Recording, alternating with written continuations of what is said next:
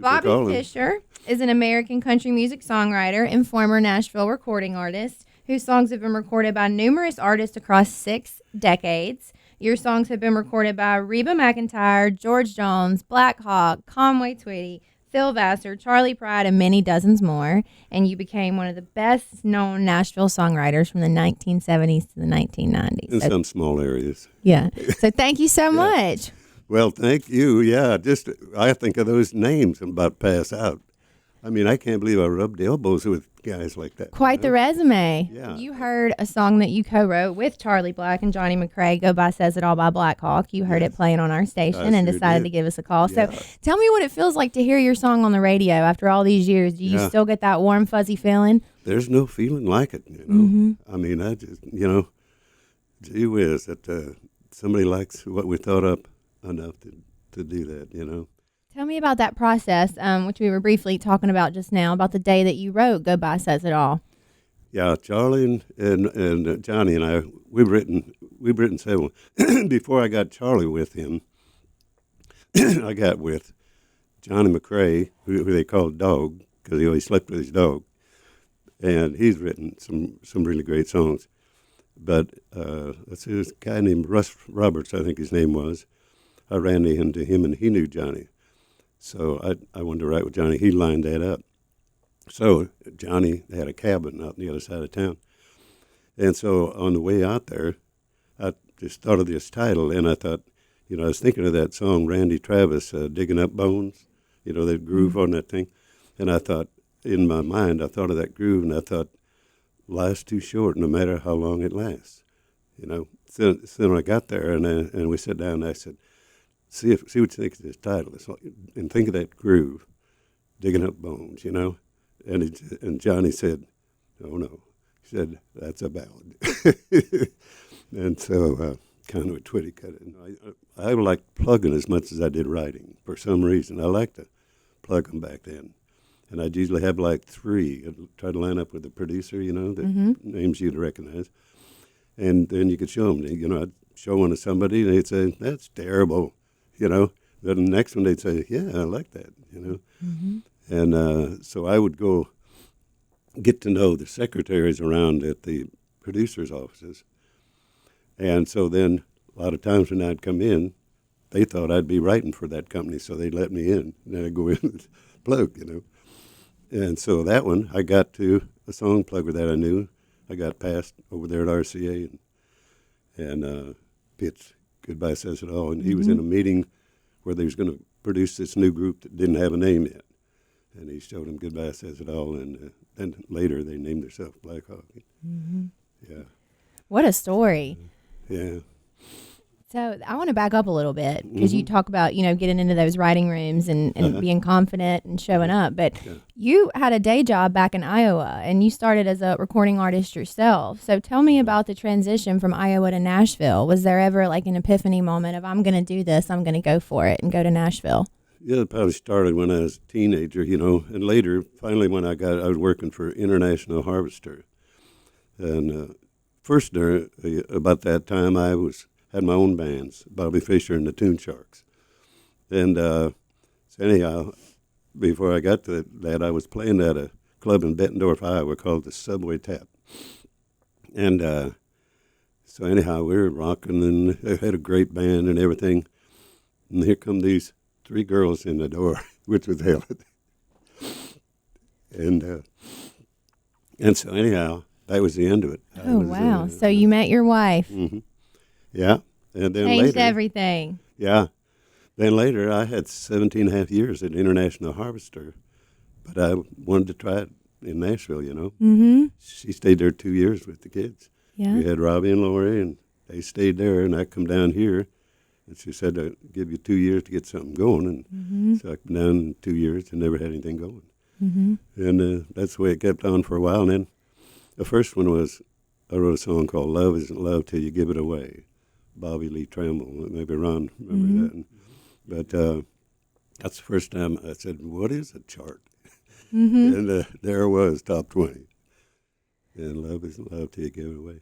But anyhow, then 2 years later, they came down and we, and thanks to Helen for putting me up with all that, you know. Yeah, we thank her. Yeah, I got 2 great kids. She teaches screenwriting over from college, and just I think I told you she was just down in Atlanta Yeah. a couple of days ago and overseeing the rehearsal for a new show she wrote. So the creative gene must run in your family. Yeah, and then my son, he's a minister, and he's over at 3 churches, I think, down in Charlotte. So he's got his hands The full. ability to speak to people, you know? Yeah, he does, yeah. But anyhow, I got to. That's great. All that is so important. All this wouldn't come about without that. You know? So how did that conversation go? Honey, I'm home from work, but I'm going to be moving to Nashville. How did that go? I probably thought of it for see, actually, I had come down here several times before, and way back, me and 3 guys. I think we had $50. We was in Muscatine, Iowa. And so we wanted to go to the opera. So we come down. We was running out of money. We stopped the Salvation Army coming down to give us something. And we got here, and it's like in a movie. As we was driving in the outskirts of Nashville, there was the opera on, you know. And so when we got there, and we didn't have enough to get in there and still have gas, you know. So anyhow, it was summertime where they had them great big doors open in the back of the opera, you know, and there's all your stars up there. And so anyhow, we're back there looking in. The 2 of the guys said, no, they didn't really want to go. So me and a guy named Wayne Walks was sitting there, and we're watching through there, and the guard went by and disappeared here, and we climbed in quick, you know. And so we went right on up to the side door by the stage. We're right along. There's all these big stars up there, you know. And Wayne, the guard, was standing there. He said, and you could see Marty Robbins over there tuning. He said, Marty said, tell him when Bobby Fest got here. And he said, okay, stay there. So he went there, and we headed back, you know. And we went and sit over with Hawkshaw Hawkins and got him to show me how some chords on the guitar. But anyhow, going back, we hit the Salvation Army again, and finally got back. So that was one of the first times, really. But I had the bug. Yep, that did it. Yeah. Yeah, and then later, you know, I just come down whenever I could. And the guy that we was talking about, Jack Barlow, he really tried to help me. He'd stop Webb Pierce on the street and say, listen to this guy's songs, you know. And then he was recording with Buddy Killen for Dial Records. And it was a big thing for me, was sitting in this guy's office. Buddy Killen is the biggest producer, you know. And two quick times I'll tell you was, we were sitting there and going over songs that Barlow was going to record. There was a knock on the door, and the guy opened it, a very quiet guy, said, Buddy, you know that song that I wrote? And Curly Putman, he changed a little something, but Curly said he probably shouldn't even be a writer on it. He didn't do that much. Buddy said, do you think it made a difference in the song? And he said, yeah, I think it did. He said, well, then he should be a co-writer on it. He said, what song was that? He said, Divorce. And I thought, I'm going to have to remember that and see if it does anything, you know. And that same thing, about a year later, we're down there, and I'm taking in everything. And Barlow said, Buddy, listen to some of Bobby's songs. And he said, well, let me buzz somebody. So he buzzed Curly Putman. And so Curly came down, and he said, yeah, take you upstairs. And I played him, and he said, I like what you're doing. He said, if you'll quit that job in International Harvester, come down. He said, I'll write with you, and I'll find you a place to play somewhere. I said, Curly, have you ever had anything that I would recognize? He said, I just got a Porter Wagner cut called The Green, Green Grass of Home. Oh, that's big. Yeah. And I thought, well, I keep watching for that, you know. But I had a lot of that kind of stuff because I was watching history. Mm-hmm. Anyhow, it was Bobby Braddock was the one that wrote Divorce, which Lori now works with his daughter. Oh, really? Yeah, his daughter was just in a show that Lori had here. Do you know how many cuts you've had recorded by other artists? What I've counted, it was 717 cuts. Wow. Now that's wild. Yeah. That's some such cuts are like several. Mm-hmm. Like one I got, which you can Google. Let's see, Farron did it. Ray Price did it. Gene Watson, maybe Google Gene Watson version. It's called. I always try to. My main thing is to say the same old crap different. Hey, that's what it is. That's what really, songwriting is. Otherwise, you got the same thing. Anyhow, so I had this line. I don't know how to tell her she don't love me anymore, and that's what I threw out there with the great Sonny Throckmorton. It was amazing. Had the Merle Haggard cuts and all them. Wow. But anyhow, yeah, I plugged that song forever and got a lot of cuts on it. Is that usually how it starts with you, an idea or the lyric? Generally, a line, yeah.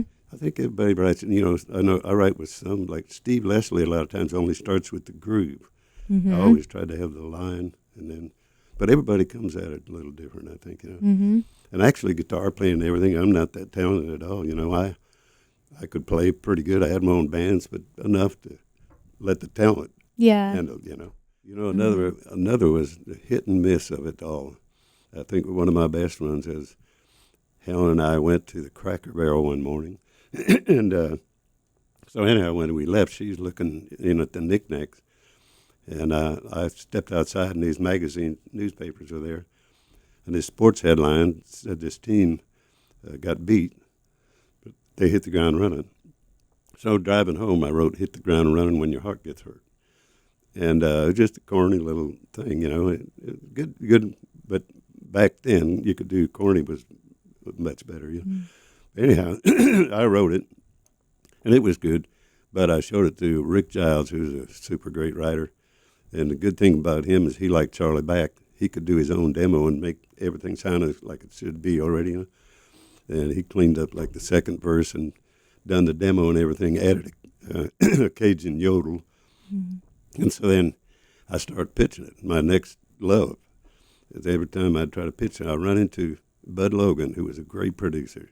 I don't know if you ever heard of him. He was in Jim Reeves' Blue Boys, one of the band members, but also a big producer. He was doing John Conley, and he's also a kind of guy that he don't want to hear anything if it don't sound like it's going to be something. So I ran into him, and I said, "Bud, I heard you're going to do John Conley for the new Opryland record label." And he said, "That's right." I said, "I got 4 songs I'd like to show you. He said, come over at 2, And so I went over there, too, in the cassettes. So I handed him the first one. He listened all the way through. I'm thinking, got to like it because he's a no-nonsense guy. He listened all the way through. He said, "A lot of talk about nothing." I said, "Oh." And so I gave him the next one. He said, "It's okay." That's not what you want to hear. No. I had him the third, and he said, "Ooh, I like that, but it's not for John." So I had him Hit the Ground Running, the cassette, and halfway through he said, "That'd be John's new single." And that's just how he operated, Wow. And so anyhow, he got Hit the Ground Running. Old John did that Cajun yodel in there and everything. So we're getting in the national charts. It doesn't look like it's going to bust wide open, but it's in the national charts. I come home one day to my old answering machine, and this guy said, "This is McCann Erickson Advertising Agency. We'd like to talk to you about this song of yours, Hit the Ground Running, for Ford Trucks." So I said, "I'll be glad to talk to you." Yeah. And so they did Hit the Ground Running in your new Ford truck. Wow. And it was a big old commercial. And then, but before it came out, the ad agency called me, and I think this secretary had not finished doing what she was supposed to in her paperwork. And she said, "Oh, you know what? I'm looking at the stuff here, and you're supposed to sign this contract because it was a work for hire." I said, I didn't remember that. She said, yeah, it was. And I said, "They already shot that video, didn't they?" And she said, "Yeah." And I said, "I doubt if I'll sign it." She said, "Oh," she said, And then I got back, and I come over to Conley's office, and John's manager was there, and he said, "Hey, you need to give us some of that publishing." And I said, "I don't think so." Yeah. And so anyhow, I ended up with keeping my publishing on it. Well, there you go. You stuck to your guns. Yeah, I know. But I was only in a position to. Yeah. But I would also, publishing was also a weapon to me. I had one time. I had this title I wrote with Sonny Throckmorton. Let's see. The Two of Us Are One of a Kind. And I had written it before when I was still up in Iowa. But anyhow, it was just pretty good. I got with Sonny, and it got a lot better. And so we made a demo and everything. I started pitching it. And so I had pitched it several places, and I went to a seminar in West Virginia somewhere. I come back to the desk where it was checked in, had a message from Ray Baker, who was a big Nashville producer, you know. And he said, call me. So I called him. He said, he said, we really like the song from No Bandy.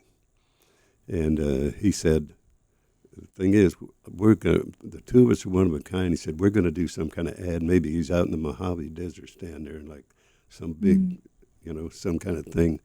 But I said, that'd be great. He said, well, to do that, we take some money and we need some publishing. And I said, I don't know about that. He said, well, would you think about selling it? And I said, I don't really need the money now, which was a lie, Yeah. And so anyhow, he said, will you talk to me when you come back? And I said, sure. So I went back, and he was having big hits with Mo and Joe. I don't know if you remember them. Hold the Bag, and they had all kinds of crazy, corny stuff. And so I sat down with him. I said, I'll sell you my half a part of the publishing for $10,000 if you cut a song I wrote for Mo and Joe that I'm 100% on. He said, Stampley would never go for that, I don't think. I said, well, that's my deal. And he said, what's the song? I said, it's called Partners in Rhyme. He said, well, that sounds like Mo and Joe. He said, let me hear it. So I said, let me go home and get it. So I went home and wrote it.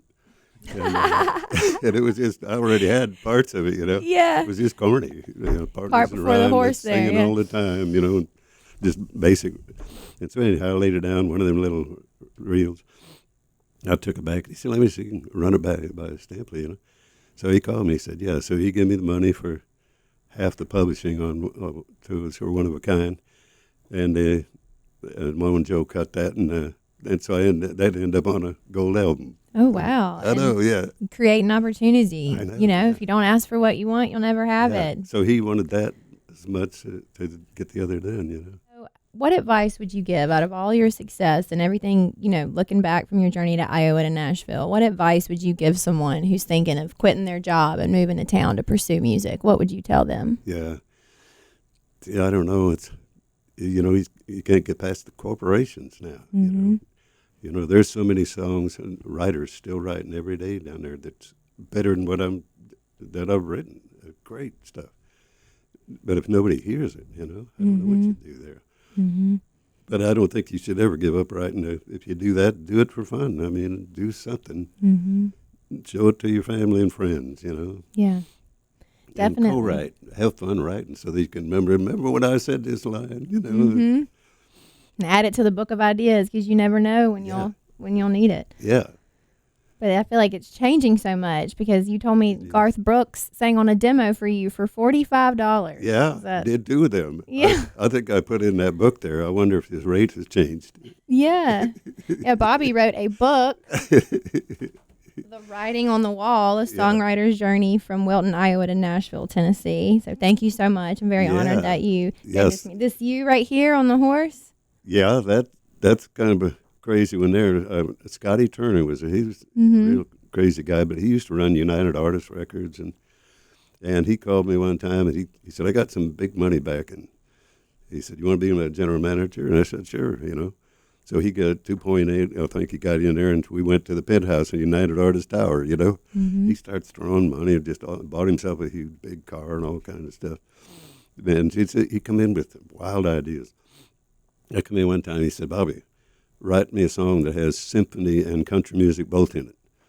And so I went over to Centennial Park and wrote the Great American Classic Cowboy. And just a good old corny song, And so he cut it on Roy Clark and Penny DeHaven.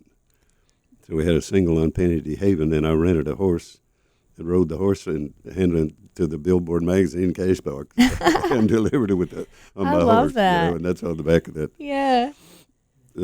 I think Centennial Park is a honey hole for you. You've written a couple songs there, huh? Yeah, I know. That's awesome. Yeah, that was funny. Scotty Turner was a great wild guy. And I think you'll see in there, too, the magic guitar. Did you see that in there yet? No. In here? Yeah. No. There's some sketches of it. The magic guitar. I was sitting with Freddie Weller years ago, and he said, "Put your name on my guitar." And I said, "Well, put your name on mine." And then everybody I'd start sitting down with started putting them. And then I thought, if water got on there, it would take it off. So I bought an engraver.